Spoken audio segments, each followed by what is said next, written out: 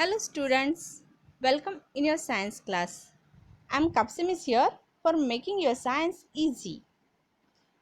We are studying our chapter, The Food We Eat. In this chapter, we have studied all the nutrients along with other components of food like roughage and water that are needed for our body. We have also studied the need of balanced diet. We eat this food to keep our body healthy. But which type of food we eat? You eat chapati. How your mummy made chapati? She roasts the chapati on a pan. You like to eat samosas, right? How your mummy makes samosa? She fries samosa in oil. Means frying, roasting. These are the types of making food. Means these are the types of cooking food. We can eat most fruits, nuts and some vegetables without cooking them. We do not always cook all our food items. Many fruits and vegetables like cucumber, carrot, radish, peas, apple, banana. We eat these fruits and vegetables often raw. हम उसे कच्चा ही खाते हैं, वैसे ही खाना उसे पसंद करते हैं, right? However, we must wash raw fruits and vegetables before eating so that they are free from dirt and germs. ये जो रॉ फ्रूट्स एंड वेजिटेबल्स हम ईट करते हैं उन्हें खाने से पहले हमें अच्छे से वॉश करना चाहिए. क्यों? कि उसके ऊपर डस्ट होती है, डर्ट होती है और जर्म्स होते हैं. वॉश करने से वो निकल जाते हैं. We cook cereals, pulses, meat and most vegetable before eating them. अब कौन सा फूड हम कुक करके खाते हैं? जो सीरियल्स हम खाते हैं, सीरियल्स मीन्स जिसका आटा बनता है, ऐसे वाले ग्रेन्स, व्हीट है, ज्वार है, बाजरा है, हम उसे कच्चा ही नहीं खाते, रॉ ही नहीं खाते. हम उसे क्या करते हैं? हम उसका फ्लोर बनाते हैं और उससे चपाती या रोटी बनाते हैं. देन पल्सेस, पल्सेस भी हम रॉ ईट नहीं करते हैं, उसकी दाल कुक करते हैं और फिर वो खाते हैं.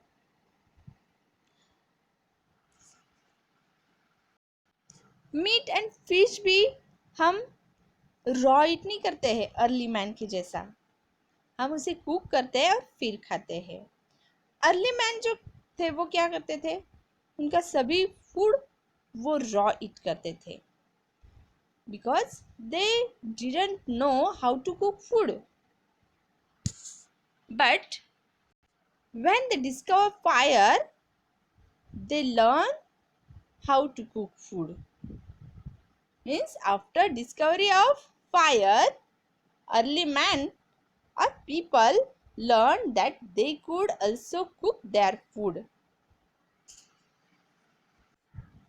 Cooking makes food soft, tasty and easy to digest.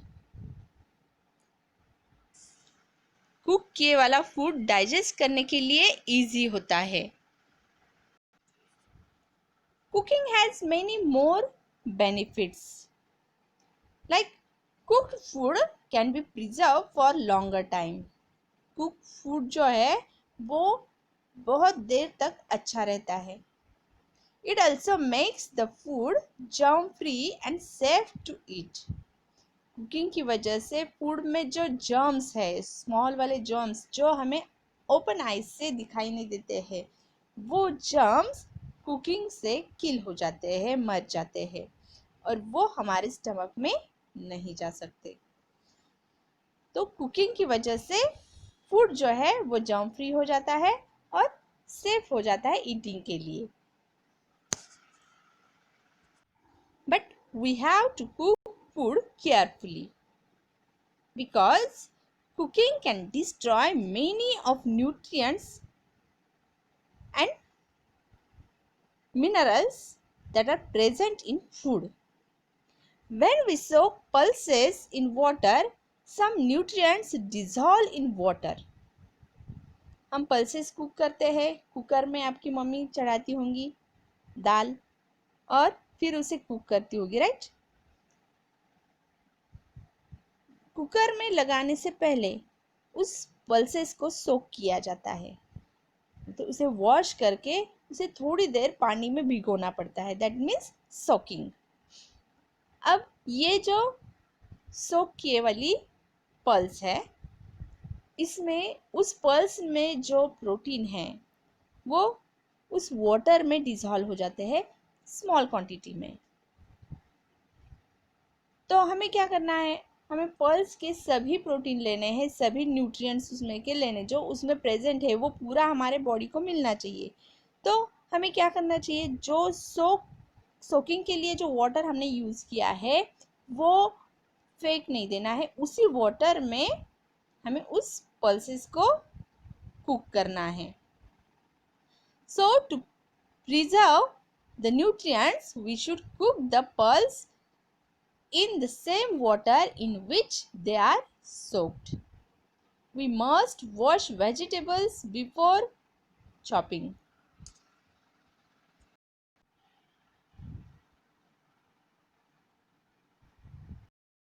When we chop vegetables, some of its nutrients get separated.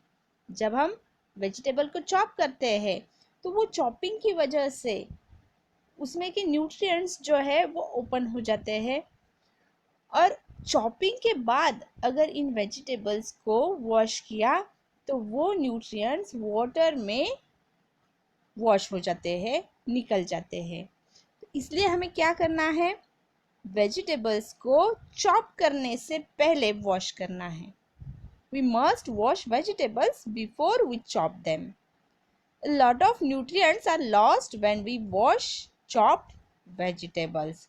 To avoid this, chop the vegetables before wash the vegetables before chopping.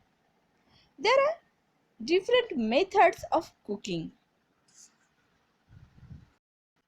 Boiling, steaming, baking and frying are some of the methods used for cooking food.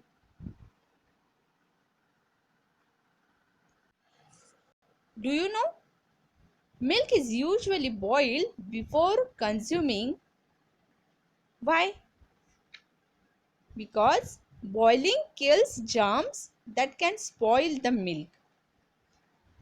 आप milk drink करते हैं morning को, तो बिना boil किए वाला milk आप drink करते हैं? नो। क्यों नहीं करते हैं? तो ये जो मिल्क है इसमें कुछ जर्म्स आ जाते हैं और ये जर्म्स बॉडी के लिए हार्मफुल हो सकते हैं। ये जर्म्स किल करने के लिए मिल्क को बॉईल किया जाता है। अगर आपने देखा, ये एक्सपेरिमेंट करके आप देख सकते हैं, आपके घर पे दूध आता है मॉर्निंग को, तो बिना हीट किए वाला दूध एक बाउल में निकाल के रखिए। एक बाउल में थोड़ा सा ही लीजिए, फूड वेस्ट करना अच्छी बात नहीं है, हमने सीखा है। तो थोड़ा सा ही दूध हमें लेना है, मिल्क लेना है एक बाउल में, जो कि हीट किए वाला नहीं है, और दूसरे बाउल में हीटेड मिल्क लो, जो बॉईल किए वाला मिल्क है वो रखो। दोनों भी बाउल रख दो साइड में, और मॉर्निंग को रख दिया ये बाउल्स, तो इवनिंग को आप ये बाउल्स देखेंगे। क्या ऑब्जर्वेशन है ये आप मुझे मैसेज करके भेज सकते हैं। तो ये जो बॉइलिंग हम करते हैं मिल्क की, इससे क्या होता है, मिल्क स्पॉइल नहीं होता है, फटता नहीं है milk. Boiling helps to preserve milk for long time. ज़्यादा देर तक हम मिल्क को अच्छा रख सकते हैं बॉईल करने से। And one more thing, we should not cook food for too long. हमें फूड को बहुत ज़्यादा कुक नहीं करना है, because over cooking destroy the nutrients present in the food. Over cooking से क्या होता है, फूड के अंदर जो न्यूट्रिएंट्स है वो डिस्ट्रॉय हो जाते हैं, इसलिए हमें ओवर कुकिंग नहीं करनी है। जो दाल्स भी हम, पल्सेस भी हम कुक करते हैं, प्रेशर कुकर में कुक करते हैं, क्यों, वो जल्दी से कुक हो जाए और उसके अंदर जो न्यूट्रिएंट्स है वो एज इट इज़ रहे, डिस्ट्रॉय ना हो, इसलिए हम प्रेशर कुकर का यूज़ करते हैं फॉर कुकिंग पल्सेस। देन एक मेथड है फ्राइंग की, कुकिंग मेथड है फ्राइंग की, और फ्राइड फूड हमें बहुत अच्छा लगता है ना। फ्राइड फूड जैसे जलेबी है, पकोड़े है, बहुत अच्छे लगते हैं, but this method is not a very healthy method of cooking food. ये हेल्दी मेथड नहीं है कुकिंग की, इससे ज़्यादा फैट अपने बॉडी में जाता है फ्राइड आइटम्स खाने से। और ज़्यादा फैट अगर बॉडी में गया, तो मैंने आपको फैट सिखाते समय बताया था, अगर हमने एक्स्ट्रा फैट खाया तो हम कैसे हो जाएंगे, ओबेज। और ओबेज होने से क्या होता है, बहुत सारे डिसीजेस आ जाते हैं। So it is advisable to avoid fried food. इसीलिए डॉक्टर कहते हैं फ्राइड फूड मत खाओ। हमें घी खाना चाहिए, लेकिन तले वाले फ्राइड आइटम्स नहीं खाने चाहिए। आपने मंथ में 1 टाइम अगर ईट किया तो वो ठीक है, टेस्ट के लिए हम खा सकते हैं, लेकिन रोज़ रोज़ फ्राइड आइटम्स खाना डेंजरस होता है हेल्थ के लिए। अब कुकिंग फूड तो हमने देख लिया, लेकिन जो एक्स्ट्रा का फूड हमारे पास होता है, जितना फूड होता है उतना पूरा का पूरा तो हम ईट नहीं कर सकते हैं, एक्स्ट्रा वाला फूड हम अपने पास रखते हैं। तो वो जो एक्स्ट्रा का फूड है वो प्रिजर्व करना नेसेसरी है। प्रिजर्व मीन्स व्हाट, वो अच्छे कंडीशन में रखना नेसेसरी है। When we leave food in open for few hours, germs spoil it and make it unfit for eating। अच्छे कंडीशन में रखना बोले तो क्या, अगर हमने कुक्ड फूड ओपन स्पेस में रखा, वैसे ही रख दिया, तो क्या होता है, उस पर जर्म्स अटैक करते हैं और वो फूड खराब हो जाता है। कुछ घंटों बाद अगर हमने उस फूड को खाने की कोशिश की तो वो स्पॉइल्ड हुए वाला होता है, ख़राब हुए वाला होता है, हम उसे खा नहीं सकते, उसकी गंदी बास आती है या फिर उसकी टेस्ट बिगड़ जाती है, और ऐसा फूड ईट करना हेल्थ के लिए अनफिट होता है। तो हमें जो फूड, कुक्ड फूड हमारे पास है, उसे प्रिजर्व करना चाहिए। कैसे प्रिजर्व कर सकते हैं, कैसे उसे अच्छे कंडीशन में हम रख सकते हैं, तो उसके लिए डिफरेंट मेथड्स है। However, we can preserve food from getting spoiled by slowing down the growth of germs। वो जो उसमें germs क्रिएट होने वाले हैं, उसकी ग्रोथ को कंट्रोल करके हम उस फूड को प्रिजर्व कर सकते हैं। We can preserve food in many ways, like adding salt and sugar, salt or sugar, dehydration, vacuum packing, canning, refrigeration, pasteurization, adding acetic acid और bottling। ये कुछ एक्स्ट्रा वाले भी प्रिजर्वेशन मेथड मैंने आपको बताए हैं। आपके बुक में जो है 4 प्रिजर्वेशन मेथड दिए हैं, 5 प्रिजर्वेशन मेथड्स दिए है ना। रेफ्रिजरेशन दिया है, डीप फ्रीजिंग दिया है, ड्राइंग यूजिंग प्रिजर्वेटिव्स और कैनिंग एंड बॉटलिंग बताया है। अब ये क्या है, फूड को प्रिजर्व कैसे किया जाता है, वो मेथड्स है। Germs grow well in warm and moist places. Germs जो है वार्म प्लेसेस पे और मॉइस्ट प्लेसेस पे, दोनों भी प्लेसेस पे वो बहुत जल्दी ग्रो हो जाते हैं। But they do not grow well in cold and dry places. जो वार्म प्लेस है वहाँ पे ग्रो होते हैं, लेकिन जो कोल्ड प्लेस है वहाँ पे जर्म्स ग्रो नहीं हो सकते हैं। मॉइस्ट प्लेसेस पे जर्म्स बहुत जल्दी ग्रो होते हैं, लेकिन ड्राई प्लेस पे वो ग्रो नहीं होते हैं। इसलिए तो आपकी मम्मी जब फूड मेकिंग हो गया होता है, कुकिंग होने के बाद गैस को और साथ ही साथ जो किचन टाइल है उससे ड्राई करके रखती है मम्मी, है ना, क्योंकि अपना मैक्सिमम फूड हम उस कंपार्टमेंट में रखते हैं। तो वो एरिया मम्मी ड्राई करके रखती है, क्लीन करके रखती है, वहाँ पे जो फूड रह गया है वो स्पॉइल ना हो इसलिए। The temperature makes the food spoil. Temperature, ज़्यादा टेम्परेचर की वजह से फूड स्पॉइल हो जाता है। समर सीजन में फूड बहुत जल्दी स्पॉइल होता है। तो इसे रोकने के लिए हम क्या कर सकते हैं, we can use refrigerator means fridge. Fridge में क्या होता है, कोल्डनेस होती है ना, तो वहाँ पे फूड रखने से जर्म्स ग्रो नहीं हो सकते हैं जल्दी से। वहाँ पे अगर हमने फूड रखा तो वो प्रिजर्व हो जाता है। The temperature inside a refrigerator is very low, germs cannot grow well inside fridge, so we can keep vegetables, fruits and cooked food fresh for a few days in refrigerator. Refrigerator में food रखने से हम उसे कुछ दिनों तक good condition में रख सकते हैं।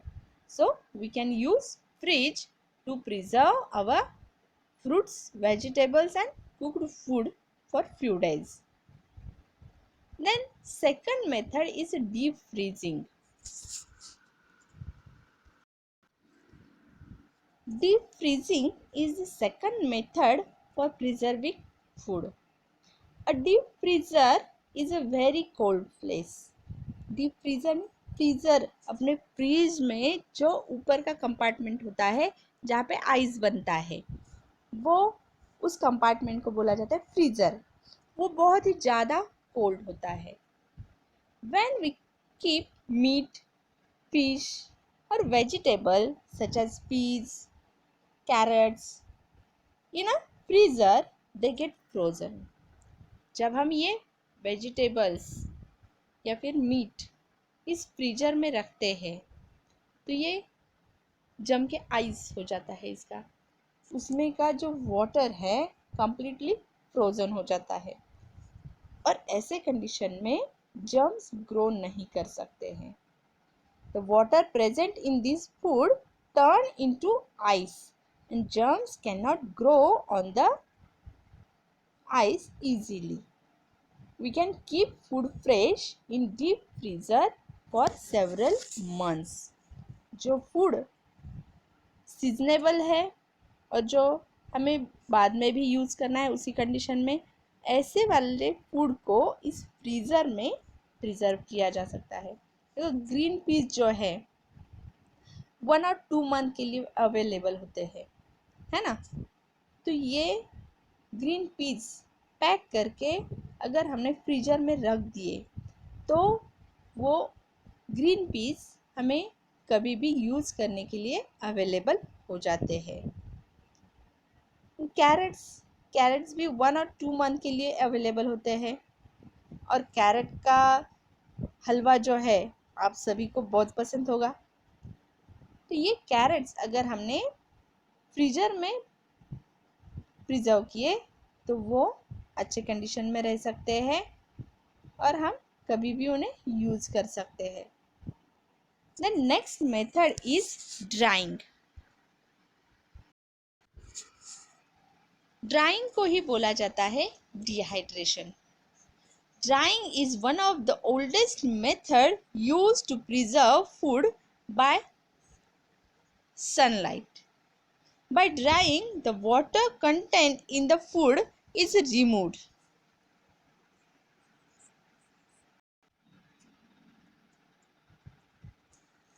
The dried food is sealed in packets to protect it from the moisture in the air. एक बार ये फूड ड्राई हो जाए तो इसे पैकेट में पैक किया जाता है, पॉलीथीन पैकेट्स में पैक किया जाता है, जिससे उसे एयर में का मॉइस्चर उसमें फिर से ऐड ना हो। Chillies, grapes are dried to preserve them. Chillies जो है वो ड्राई किए जाते हैं और ड्राइड चिलीज कभी भी मार्केट में अवेलेबल होते हैं। देन ग्रेप्स, ग्रेप्स जो है ड्राइड ग्रेप्स को क्या बोला जाता है? रेजिन्स। यस, किशमिश जो आप खाते हैं वो क्या है? ड्राइड ग्रेप्स है। Then dried dates, dried dates को अपने जनरल लैंग्वेज में या फिर हिंदी में क्या बोला जाता है? मराठी में क्या बोला जाता है उसे? खारिक, है ना। खारिक क्या है? डेट का ड्राइड फॉर्म है। ड्राई करने के बाद डेट जो है अगर हमने ऐसे ही रख दिए तो उसमें माइक्रो ऑर्गेनिज्म ग्रो हो जाते हैं, उसमें कीड़े आ जाते हैं, है ना। लेकिन ड्राइड डेट में कभी भी कीड़े नहीं आते हैं। तो ये बहुत ही ओल्डेस्ट मेथड है जो यूजेबल है, उससे फूड अच्छे से प्रिजर्व हो जाता है। Micro organism need water to grow and they cannot multiply और grow on dried food. Germs जो है वो उसे ग्रो होने के लिए मॉइस्चर, वाटर नेसेसरी होता है, और एक बार फूड ड्राई किया तो उसमें का वाटर निकल जाता है। वो वाटर उस जर्म्स को नहीं मिलता है, इसलिए वो वहाँ पे ग्रो नहीं हो सकते हैं। तो फूड को ड्राई करके हम उसे प्रिजर्व कर सकते हैं। ये मेथड्स जनरली यूज़ की जाती है अपने इंडिया में। आपके मम्मीज़ भी देखो समर सीज़न में बहुत सारे आइटम्स बना के रखती है। यस, अभी समर सीज़न में बहुत सारे पापड़िया बना के रखे होंगे, है ना। क्या करते हैं वो पापड़िया, कहाँ पे डालते हैं? उसे धूप में सुखाते हैं, बहुत अच्छे से सुखाया जाता है और फिर उसे टीन्स में भर के घर में रखा जाता है ना। और वो हम कभी भी यूज़ कर सकते हैं। तो ये ड्राइंग मेथड से हम फूड को मेनी डेज के लिए, मेनी मंथ्स के लिए प्रिजर्व कर सकते हैं। The next method is using preservative. What are preservatives?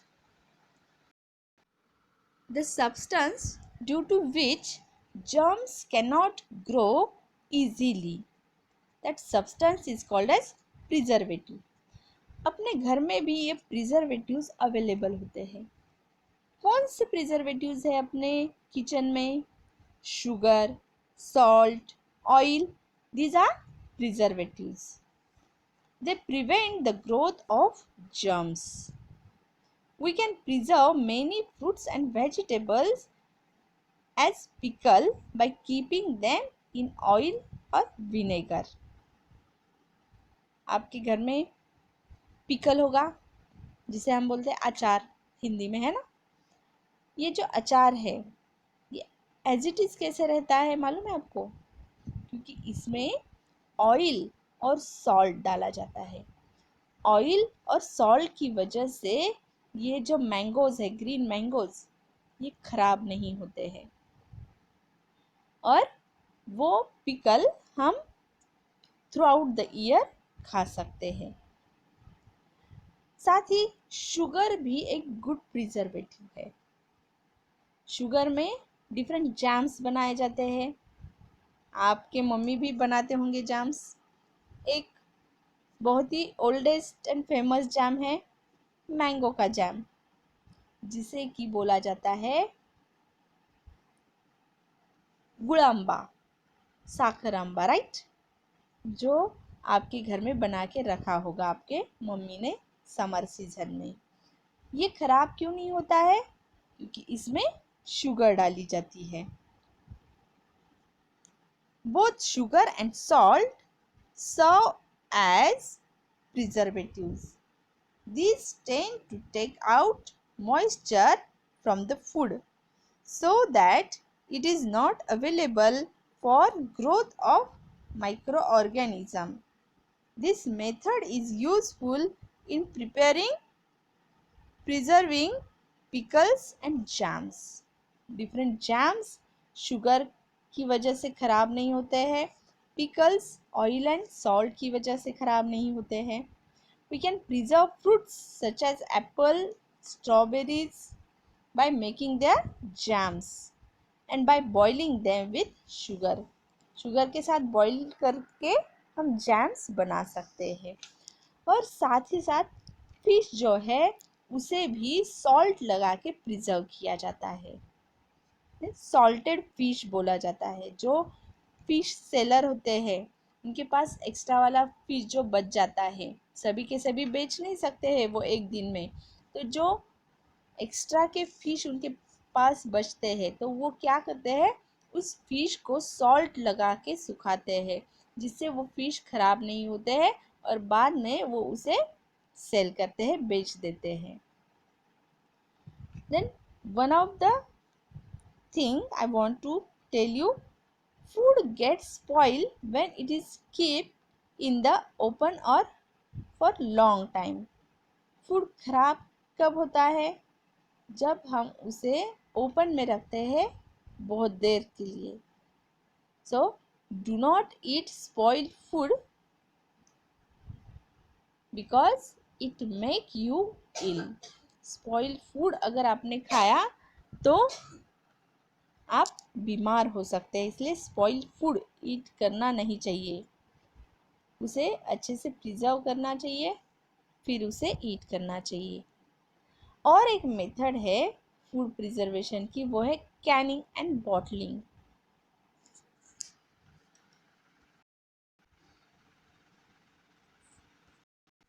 Canning is a process in which food is heated in a can to kill germs. Can में जब फूड को हीट किया जाता है और पैक किया जाता है उसे बोला जाता है Canning. When a bottle is used to heat food, it is called bottling.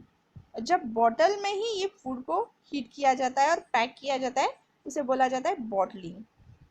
हमें डिफरेंट फूड मिलता है मार्केट में, जैसे अपने कोल्ड ड्रिंक्स हैं वो बॉटल्स में होते हैं, ये जैम्स हैं, जूसेस हैं जो कैन में प्रिजर्व होते हैं. तो ये कैनिंग एंड बॉटलिंग मेथड से प्रिजर्व किया जाता है. The air is driven out of the container and it is sealed. इस कंटेनर में एयर निकाली जाती है, फूड उसमें डाला जाता है और अप साइड में थोड़ी सी एयर जो है वो किसी मशीन से निकाली जाती है और उसे एयर टाइट बनाया जाता है और उन्हें सील किया जाता है.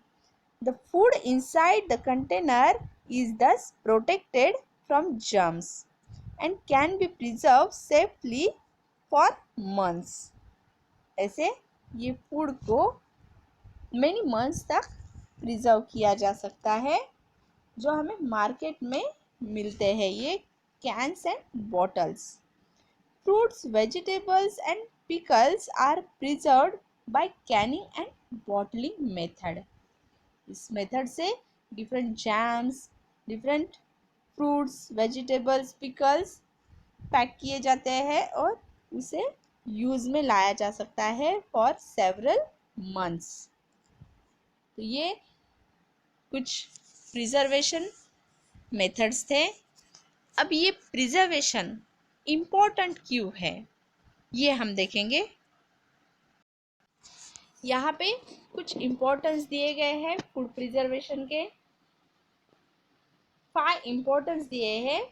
ये इम्पोर्टेंस आप आपके नोटबुक में नोट डाउन करेंगे। फर्स्ट है, it helps to maintain the nutritive value of the food. Food की जो न्यूट्रिटिव वैल्यू होती है वो मेंटेन करता है। Increase the shelf life of the food and increases its supply. It makes seasonal food available throughout the year. जो seasonal food है वो हमें कभी भी मिल सके, हम कभी भी वो खा सके, ये इस प्रिजर्वेशन मेथड से पॉसिबल होता है। Decreases the wastage of food by preventing spoilage और decay. फूड स्पॉइल होने से वो वेस्ट होता है, तो फूड वेस्ट ना हो इसके लिए भी ये हेल्प करता है, फूड का वेस्टेज डिक्रीज करता है। And last importance is help in adding variety to the diet. हमें अपने डाइट में वैरायटी ऑफ फूड मिलता है। हम डाइट में जब अपनी थाली भर के लेते हैं, साथ में खाने के लिए हम पिकल लेते हैं, अचार लेते हैं, प्रिजर्वेशन की वजह से वो पिकल हमें कभी भी अवेलेबल हो सकता है। कभी हमें मन में लगा कि हमें मैंगो का जूस पीना है, तो वो हम अपने डाइट में ऐड कर सकते हैं। वो जो मैंगो सिर्फ समर सीजन में आते हैं उसे हम कभी भी ईट कर सकते हैं प्रिजर्वेशन मेथड से। ये इम्पोर्टेंस है प्रिजर्वेशन मेथड्स का। ये सभी इम्पोर्टेंस 5 इम्पोर्टेंस आप आपके नोटबुक में नोट डाउन करेंगे। यहाँ पे आपको फूड प्रिजर्वेशन की डेफिनेशन दी गई है, ये भी आप आपके नोटबुक में नोट डाउन करेंगे। What is food preservation?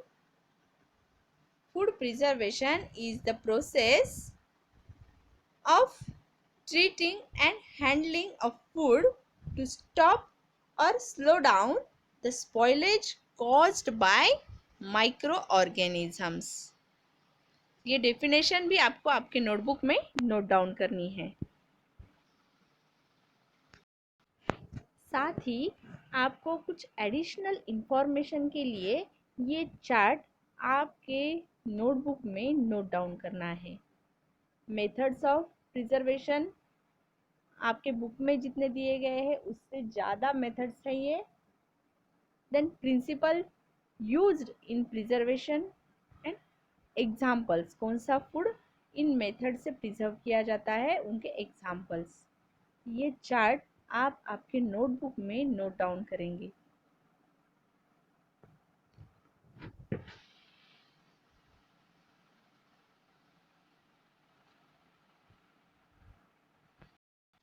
Now time for exercise. Fill in the blanks. Keywords यहाँ पे दिए गए हैं आपको, ये कीवर्ड्स है। ये पूरे फिल इन द ब्लैंक्स आप आपके नोटबुक में लिखेंगे और इन कीवर्ड्स से करेक्ट वर्ड इस ब्लैंक स्पेस पे फिल करेंगे। Write down this, fill in the blanks in your notebook and fill it.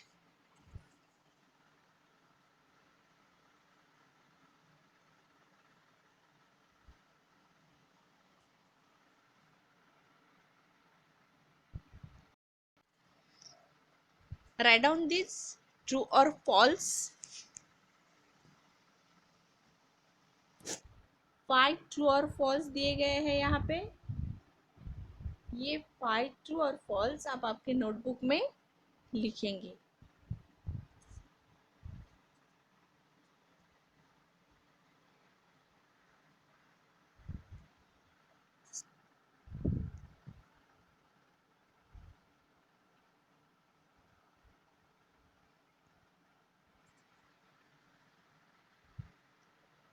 Next question is tick the correct option. Write down these question in your notebook and answer it.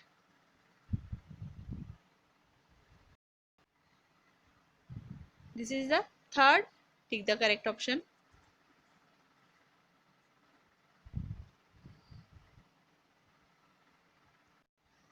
And last question is match these.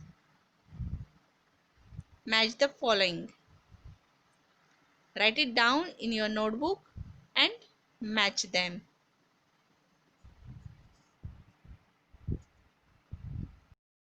Here we have completed our chapter Food We Eat. If you have any problem, you can ask me on WhatsApp or you can call me. यहाँ पे हमने अपना ये chapter ख़त्म किया है. इसमें आपको कोई भी प्रॉब्लम हो तो आप मुझे आस्क कर सकते हैं. मेरा नंबर आपके पास है. Okay, bye. Best of luck for your study.